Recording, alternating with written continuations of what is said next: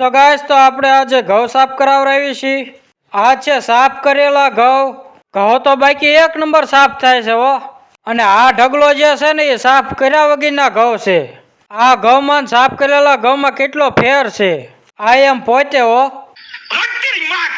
कभी कभी लगता है कि पुनीत भगवान है। જો મિત્રો આ ઘઉં સાફ કરવાનું મશીન છે। મશીન ની અંદર તો તગારા મોઢે ઘઉં નાખે છે હો આવડા તો।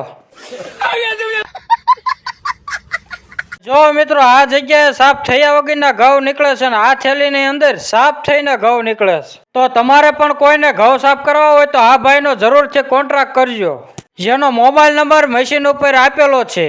અમારા મજૂર તો ફૂલ મોજમાં છે હો ભાઈ। કોથળીઓ ભરી ભરીને સાફ થયેલા ઘઉં કાઢવા મળ્યા છે।